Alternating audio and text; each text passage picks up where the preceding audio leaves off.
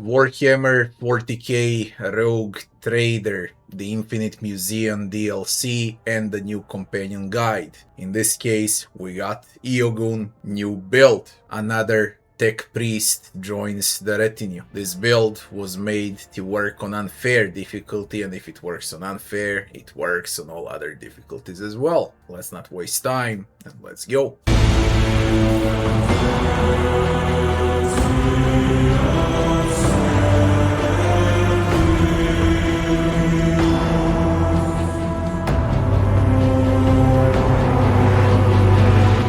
We start from Itemization. Any Omniscience X is the way to go. The higher the damage and arm pen, the better. And for the weapon of choice, we're gonna play with plasmas. There's a lot of good plasmas in the game, including the best option would be Rage Fire that we got equipped, and you can also play with Mars Pattern Plasma, you can play with the Glow of Death Stars, and Ancient Plasma Rifle. All of those are completely valid on this build and they're very easy to acquire. As far as the helmet goes, we want Pain Point Analyzer, none other but this. And for the trinkets, we want Electromechanical Converter, and we want Charge Collector. Basically, what we want to do is max out new abilities on Eogunn as well as potential energy. And that's why these trinkets. For the amulet, again, potential energy, motive force, reservoir. And for the gloves, we're gonna take overcharged gloves to deal more damage with plasma. And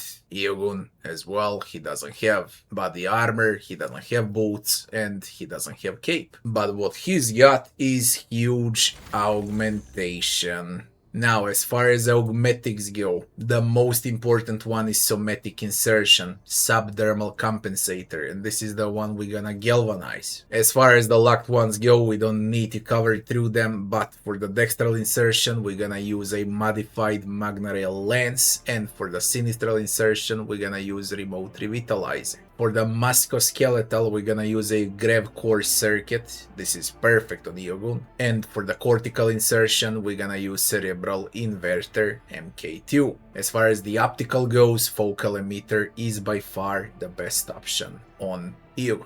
Now let's see the leveling. Officer into Master Tactician into Exemplar. For the Officer, Voice of Command into Tech Use, into the Bring It Down, then Finest Hour ult, then it's gonna be Lasting Impression, into Intelligence, into the Logic, into the Decisive Response, into Intelligence, into the Arrow Authority, then it's Tech Use, then it's still Resolve, into the Tech Use, into the Finest Hour ulti upgrade number 1, into Logic, into Ballistics, into the Inspiring Speech, then Ballistics again, into the Take Aim, into the Medicae, then it's Focus, into Logic, and then for the end, Fellowship, into Calculated Relations with ulti upgrade number 4 for the Finest Hour. And now we switch to the Master Tactician, where we actually have control, and that would be Tactical Advantage and Press the Advantage. After that, it's Defend the Divine Work upgrade ability. The next one would be Galvanic Reaction, into the Orchestrated Firestorm ult, then it's Action Point Power Spike Increase, into Fellowship, then it's Ballistics, into Trajectory Calculation. Then it's Charge Distribution, into the Nerves of Steel, into Medicae, then it's Fellowship, into the It Will Not Die. After that, we're taking Conduction, into the Medicae, and into Intelligence. Ulti upgrade, Orchestrated Firestorm number 2. After that, we're gonna take Against All Odds, into Medicae, into Intelligence, and Excess Energy, into Galvanic Gate Mechanidrate. After that, we're gonna get High Resistance, into Fellowship, and into Medicae.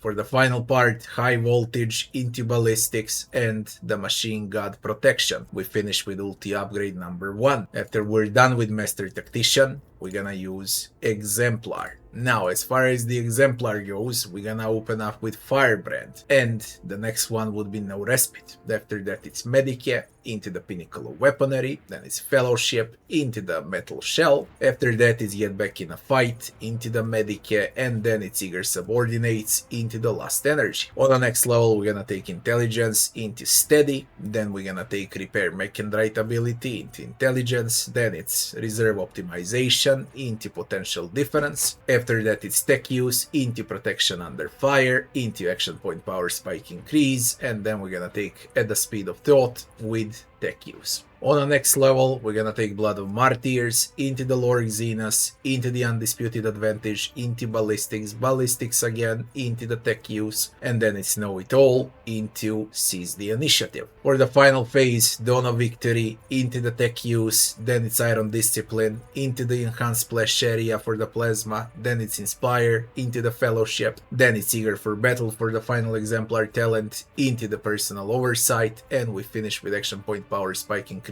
Why Eager for Battle? Because he's got a lot of freaking abilities and you wanna use all of them in the endgame. How do we play Eogunn?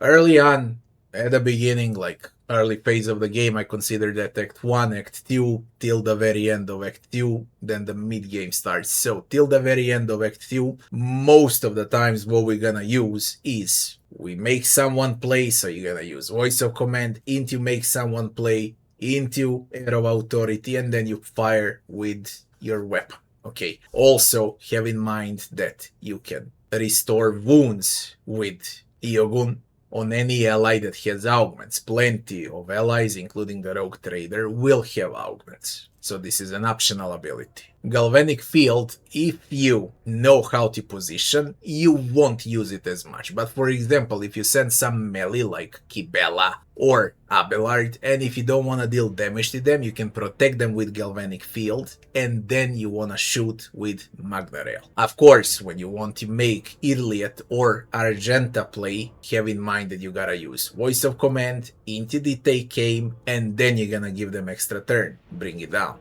Now, of course, this is Master Tactician, do not forget to trigger press the advantage before shooting. As far as Defend the Divine Word goes, it's also optional. When you wanna use it, you wanna use it on characters that soak up damage, that gonna tank, like Ulfar, Abelard, even maybe your main Rogue Trader. That's if you wanna soak up damage. If you wanna deal damage, you usually wanna use this one on Irliet, Argenta, Heinrichs, etc. Charge distribution, and when do you use charge distribution? Make sure that you always use it on a melee, because melees have a lot of single target attacks, and this gives them shock. Electrified strikes that gonna shock extra damage, okay?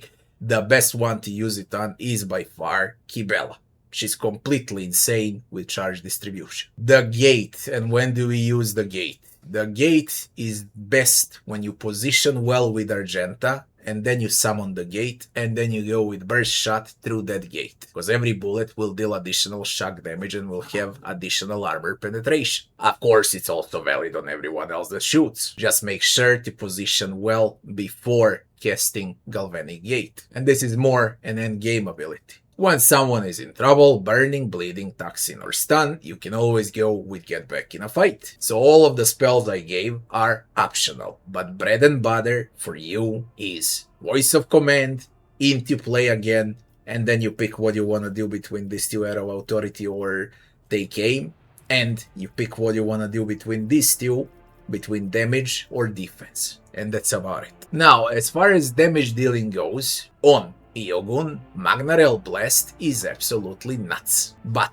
it's usually much better to cast this one on turn 2, turn 3, than immediately, okay? Because you need those stacks of potential energy. The more stacks you have, the more damage you're gonna deal. During the first round, make sure to buff everyone up, put the Galvanic Gate, use the Tactician, press the advantage, shoot someone with your Plasma, give someone extra rounds, give someone more resolve for faster ult and whatnot, and then on turn 2, if enemies survive, that is, then you're gonna see the true power of Magna Rail Blast. And of course, Master Tactician also gave us Inspire. Inspire rhymes meshes extremely well with all of the other buffs that Eogunn gives to the party. So Eogunn is basically a mid-damage dealer, but crazy good buffer. Not to mention his ultis, Finest Hour and Orchestrated Firestorm, those are also huge to have in a team. It's an officer, a cog officer, but if you don't play, for example, with your main as an officer, now you can go with whatever. Basically, you're not forced to go as an officer if you want perfect build and perfect party composition. Now you got Eogunn. Okay, you have Jai as well, of course, but Eogunn is better, definitely it's better until he gets nerfed. In other words, he does everything the same as Jai, as a Master Tactician, but he deals more damage due to his crazy augmetics. That would be it for this build on the new companion. If you enjoyed the video, don't forget to like, share and subscribe, and I'll be seeing you on the next one. Thanks for watching.